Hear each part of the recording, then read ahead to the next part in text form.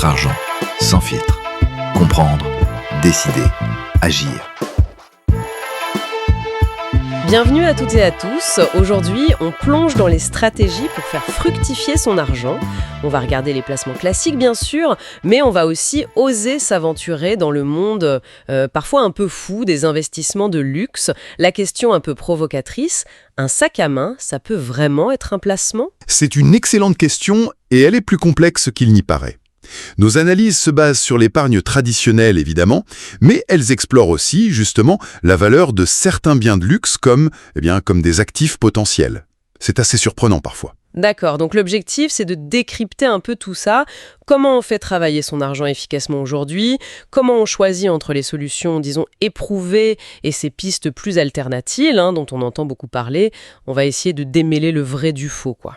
On va examiner les faits, les chiffres, les mécanismes derrière tout ça, et vous allez pouvoir poser les questions que je pense beaucoup de gens se posent.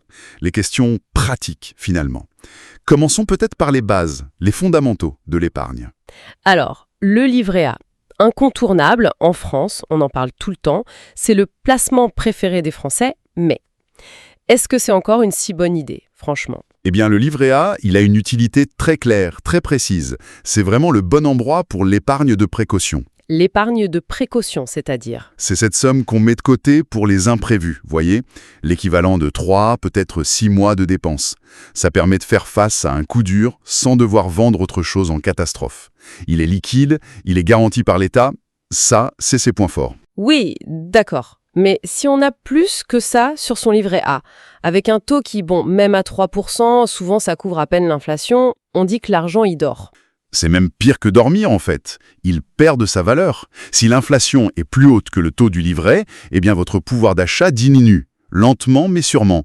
Donc, mettre beaucoup plus que ce matelas de sécurité sur un livret A, c'est, comme le disent certaines sources, un peu un cadeau fait à son banquier. Un cadeau, carrément. Pourquoi ? Bah oui, parce que la banque, elle, cet argent, elle ne le laisse pas dormir du tout. Elle s'en sert, elle l'utilise pour prêter, pour faire des placements qui lui rapportent beaucoup plus. Alors oui, le livret A, c'est simple, c'est sûr, mais au-delà de cette réserve d'urgence, ce n'est pas une stratégie pour s'enrichir, clairement pas. Pour chercher du rendement, il faut aller voir ailleurs. La bourse, par exemple. Ça fait toujours un peu peur, non ? On pense crash, spéculation. Cette image du casino, du club très fermé, elle a la vie dure, mais franchement, c'est assez dépassé. Aujourd'hui, investir en bourse, c'est devenu très accessible. On peut commencer avec 50 €, parfois moins, depuis son smartphone. Les barrières ont vraiment sauté. Le plus important, c'est de comprendre la philosophie. La bourse, ce n'est pas Las Vegas. Elle récompense la patience, la discipline, pas la frénésie, pas le coup rapide. Et historiquement, sur le long terme, c'est quand même l'une des seules façons de vraiment battre l'inflation. Donc, pas besoin d'être un trader pro, collé à ses écrans toute la journée. Comment on fait pour investir simplement, efficacement ? Alors, pour une approche simple et surtout très diversifiée, il y a une solution excellente. Ce sont les ETF World. Vous savez, les trackers. Les ETF, c'est quoi exactement ? Ce sont des fonds indiciels qu'on achète et vend en bourse comme des actions. Mais en fait, c'est comme des paniers géants. Un ETF monde classique, ça contient des petites parts de plus de 1500 grandes entreprises. Apple, Microsoft, LVMH, Nestlé, toutes les grosses boîtes des 23 pays les plus développés. Ah d'accord, donc en un seul achat, on achète un peu de toute l'économie mondiale développée, c'est ça ? Et avec des frais de gestion très, très bas. Bien moins chers que les fonds classiques gérés activement par un gérant. Et la stratégie alors, avec ces ETF, on achète et on attend ? La stratégie la plus recommandée, c'est l'investissement programmé. C'est simple. On investit la même somme, disons tous les mois ou tous les trimestres, peu importe si le marché monte ou baisse. Pourquoi faire ça ? Parce que ça lisse le prix d'achat. Quand c'est bas, on achète plus de parts avec la même somme. Quand c'est haut, on en achète moins. Ça s'appelle le DCA, Dollar Cost Averaging. Ça force une certaine discipline et sur 10, 15, 20 ans, les performances historiques sont vraiment bien meilleures que celles des livrets. La régularité qui paye. C'est intéressant. Autre outil dont on parle souvent, l'assurance vie. Est-ce que c'est toujours ce fameux couteau suisse de l'épargne ? Oui, l'assurance vie garde de sérieux atouts. Surtout sa fiscalité, qui devient vraiment avantageuse après 8 ans, c'est une enveloppe fiscalement intelligente, on peut dire. Et plus souple qu'on ne le pense souvent. On peut y mettre plein de choses différentes. Mais attention, j'imagine, à ce qu'on met dedans. Il ne faut pas se contenter des fonds en euros. Les fonds en euros, c'est la partie sécurisée, le capital est garanti. c'est rassurant, mais le rendement, il a du mal à battre l'inflation, structurellement. Pour espérer mieux, il faut absolument diversifier avec ce qu'on appelle les unités de compte. Et ça, c'est quoi les unités de compte? Ça peut être des actions, des obligations, des parts de SCPI pour investir dans l'immobilier locatif, sans acheter un appartement soi-même, ou même ces fameux ETF dont on vient de parler. Du coup, l'assurance vie devient une sorte de boîte à outils fiscale pour gérer un portefeuille diversifié. D'accord. Moins d'impôts à la sortie, plus de choix à l'intérieur, ça a l'air pas mal. Et l'immobilier alors? La pierre, la valeur refuge. Mais avec les taux d'intérêt qui sont montés, est-ce que c'est toujours un bon plan, hein? L'immobilier locatif, ça reste une stratégie intéressante, oui. Mais le contexte a clairement changé. Les taux d'emprunt sont autour de 4%, les prix stagnent ou baissent par endroits. Ce n'est plus l'Eldorado facile d'il y a quelques années. Aujourd'hui, pour investir dans la pierre, il faut, avoir les nerfs solides et un bon banquier. C'est devenu un sport de précision. Fini le temps où on achetait un peu n'importe quoi et ça prenait de la valeur tout seul. Il faut vraiment faire ses devoirs avant. L'emplacement, ça reste la clé, bien sûr. Mais il faut aussi une analyse très pointue de la rentabilité nette. Il faut tout compter. Les charges, les impôts, les périodes sans locataire, viser un cash flow positif. C'est-à-dire que les loyers couvrent au moins le crédit et les charges. C'est devenu plus dur, mais ça doit rester l'objectif. Et puis, il faut penser long terme. Et surtout, éviter l'achat coup de cœur pas assez réfléchi. Ça peut plomber la rentabilité. La rigueur est indispensable. Si on essaye de résumer un peu les grands principes pour ces placements plus classiques, qu'est-ce qui ressort le plus? D'abord, la puissance incroyable des intérêts composés. C'est l'effet boule de neige. L'argent que vous gagnez génère lui-même des gains. C'est pour ça que commencer tôt, même avec des petites sommes, ça fait une différence énorme à la fin. Deuxièmement, l'épargne automatique. Mettre en place un virement tous les mois vers ses investissements, ETF, assurance vie, peu importe. C'est une discipline gagnante. Ça évite d'y penser, ça lisse l'investissement. Troisième point essentiel, la diversification. Ne pas mettre tous ses œufs dans le même panier. Combiner actions, obligations, immobilier. Ça réduit le risque global. Et à l'inverse, les pièges à éviter absolument.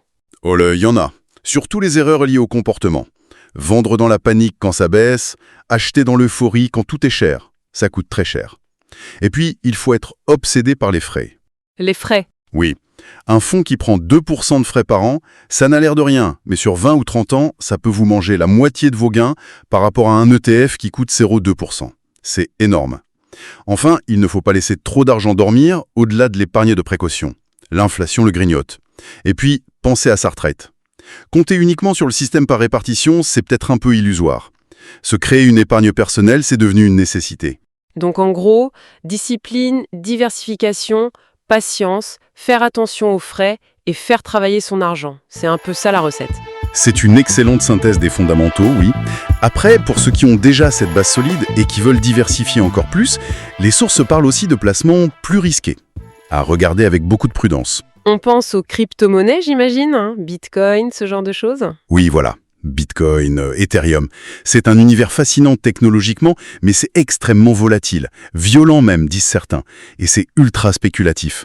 Là-dessus, les experts sont assez unanimes.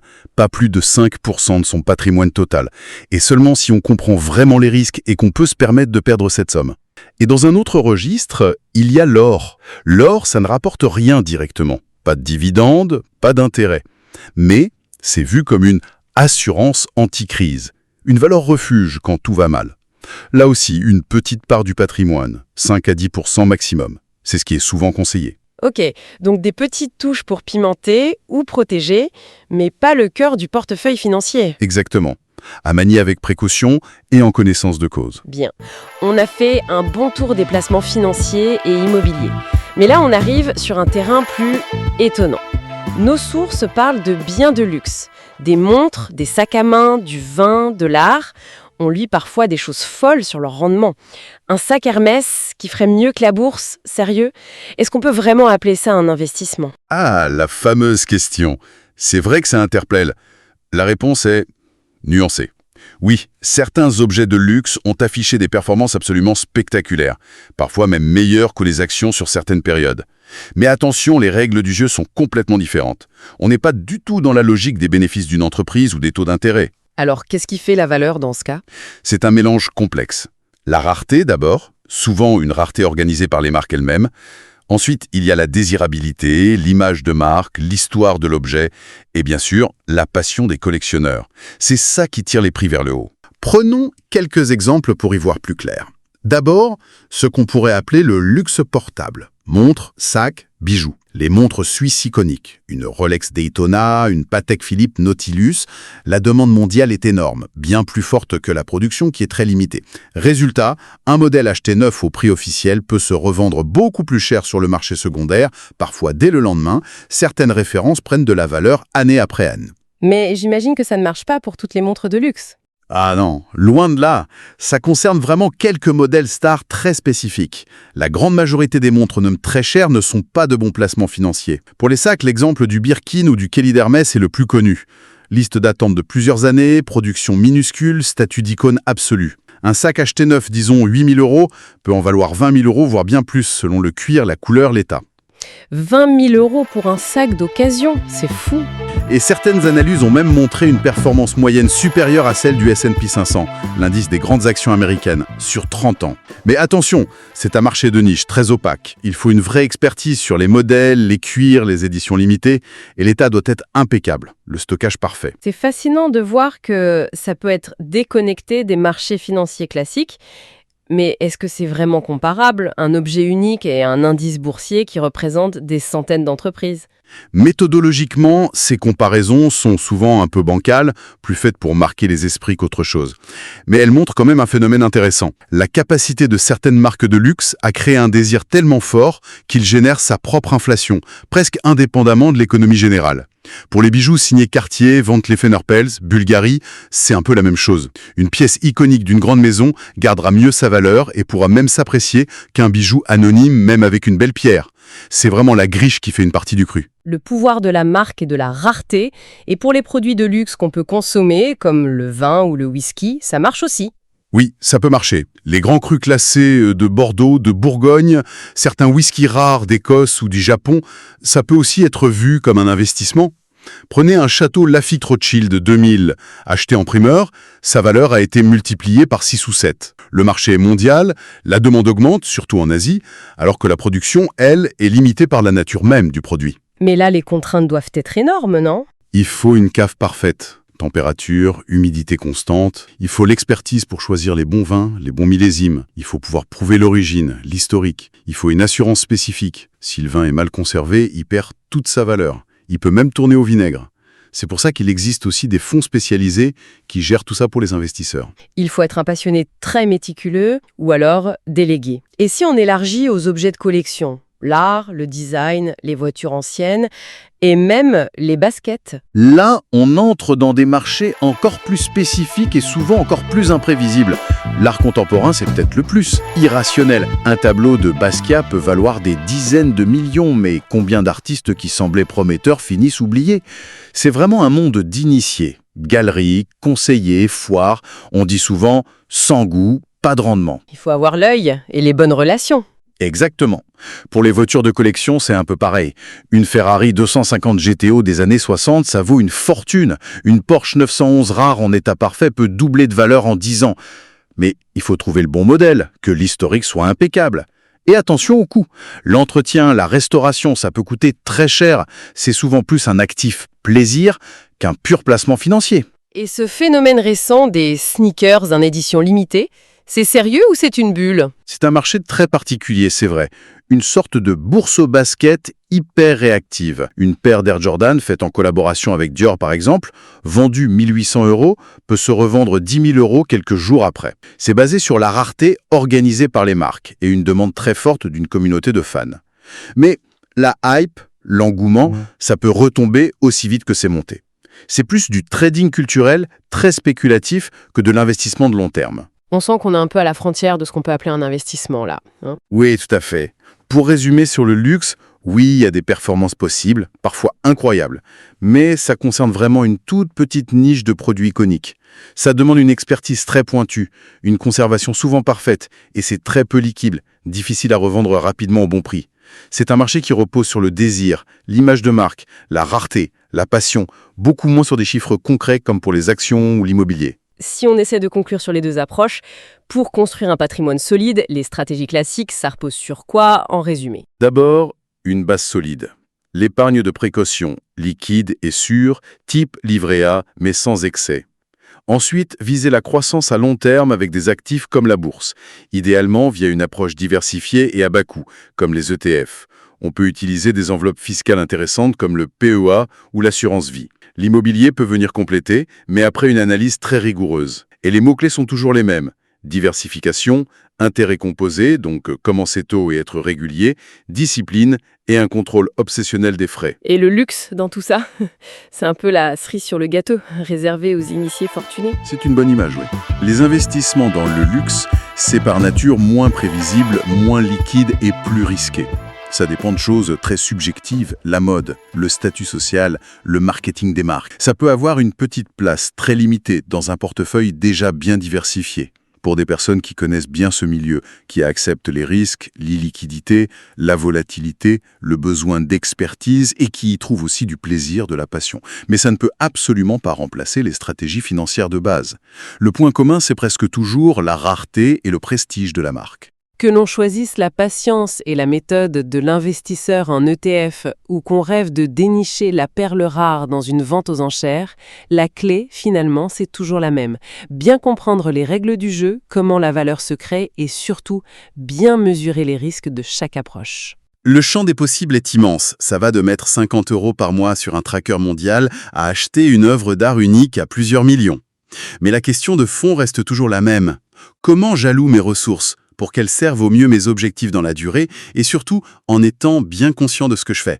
Vaste programme, en effet. Et peut-être pour ouvrir une dernière réflexion, si au-delà du rendement d'une action ou de la cote d'un sac à main, l'investissement le plus précieux au fond, c'était la connaissance elle-même.